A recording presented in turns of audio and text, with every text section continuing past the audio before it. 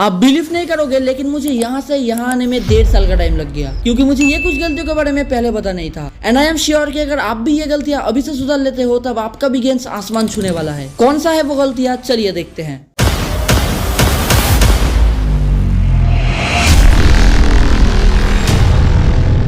देखो, ये एक बहुत ही कॉमन चीज तो है, लेकिन मैक्सिमम लोग ही इस चीज को इग्नोर करता है, जिससे उनके जो गेंस है वो मैक्सिमम ग्रो ही नहीं हो पाता। तो करना क्या है, बहुत ही सिंपल है। आपको एवरी ट्रेनिंग सेशन में प्रोग्रेसिव ओवरलोड करने का ट्राई करना है। एंड ये चीज आप 3 तरीके से कर सकते हो। या तो आप वेट बढ़ा सकते हो, या तो आप रेप्स बढ़ा सकते हो, या फिर आप टेम्पो स्लो यानी कि रेप्स को स्लो परफॉर्म करके भी प्रोग्रेसिव ओवरलोड कर सकते हो। और जानकारी के लिए बता दूं, इस चीज को इसलिए करना पड़ता है ताकि मसल पिछले दिन से ज्यादा स्ट्रॉन्ग हो सके, क्योंकि भाई मसल होता है बहुत ही ज्यादा कमीना। अगर आप पिछले दिन से ज्यादा वेट या फिर रेप्स या फिर टेम्पो स्लो करके खुद को नहीं पुश करते हो तब आपका भी मसल ग्रो नहीं होना चाहता है। एंड इसीलिए एवरी ट्रेनिंग सेशन में थोड़ा थोड़ा प्रोग्रेसिव ओवरलोड करना बहुत ही ज्यादा जरूरी है। और उसी के साथ जरूरी है ट्रैक करना। लेकिन किस चीज को?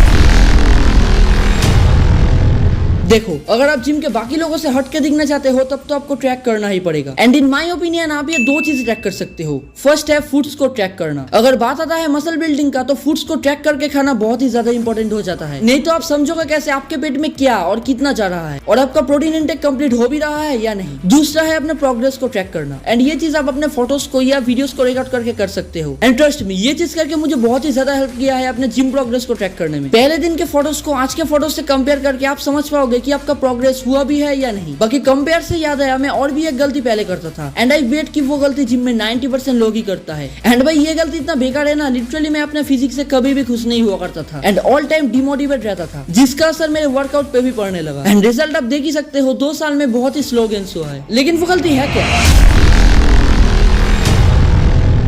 देखो, स्टार्टिंग में मैं क्या करता था कि दूसरों से कंपेयर करने लग जाता था कि उसका फिजिक मेरे से अच्छा कैसे बन गया, जबकि मैं उसके पहले से जिम जा रहा हूँ। लेकिन जैसे जैसे मैं बिगिनर से इंटरमीडिएट पे जाने लगा, तब मुझे रियलाइज हुआ कि सबका जेनेटिक्स अलग अलग होता है, सबका जिम प्रोग्रेस अलग अलग होता है, और सबका जर्नी भी अलग अलग होता है। इसीलिए दूसरों से कंपेयर करना वेस्ट ऑफ टाइम है। कंपेयर करना है तो खुद से कंपेयर करो। पहले आप कहाँ थे और आज आप कहाँ हो, ये ज्यादा मैटर करता है। एंड ट्रस्ट मी, ये मेंटालिटी अगर आप भी अडॉप्ट कर लेते हो तब आप अपने गेन से कभी भी दुखी नहीं रहोगे और ऑल टाइम मोटिवेट रहोगे। लेकिन इतना मोटिवेट भी मत हो जाओ कि आपका एक्सपेक्टेशन या रियलिस्टिक हो जाए।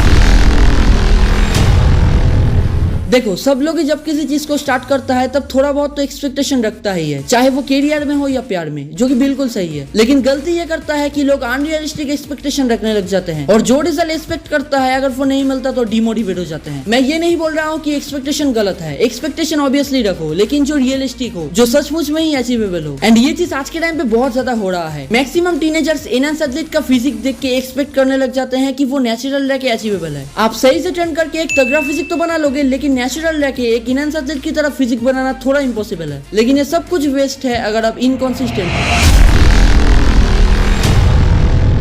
आप एक बार सोच के देखो, जिम में तो इतने सारे लोग आते हैं, लेकिन सिर्फ गिने चुने कुछ लोगों का ही बॉडी क्यों होता है? इसका रीजन क्या है? नहीं पता। आप लोगों ने नोटिस किया होगा कि उन लोगों में एक चीज कॉमन होता है, एंड वो है कंसिस्टेंसी। चाहे तूफान आ जाए या बारिश आ जाए, वो लोग कभी भी जिम मिस नहीं करते, चाहे कैरियर में हो या फिटनेस में। अगर आपके अंदर पेशेंस है और अगर आप कंसिस्टेंट हो तो आपको अपने गोल्स को अचीव करने से कोई भी नहीं रोक सकता। और कंसिस्टेंसी का एक बेस्ट एग्जाम्पल मैं देता हूँ। जैसे आप लोगों ने देखा होगा कि पानी उतना भी ज्यादा हार्ड नहीं होता कि वो किसी पत्थर को तोड़ दे, लेकिन वही पानी अगर उस पत्थर में कंसिस्टेंटली पड़ने लगता है तब वो उस पत्थर को भी तोड़ देता है। And that's the power of consistency. समझदार लोग समझ जाएंगे। बाकी आज के लिए बस इतना ही। सिर्फ ये बात याद रखना, अगर एवरेज से अलग दिखना है तो एवरेज से अलग ट्रेन भी करना पड़ेगा। और रुको, अगर आप बल्किंग करने का सोच रहे हो तो मेरी ये वीडियो ना देख के बल्किंग मत करना।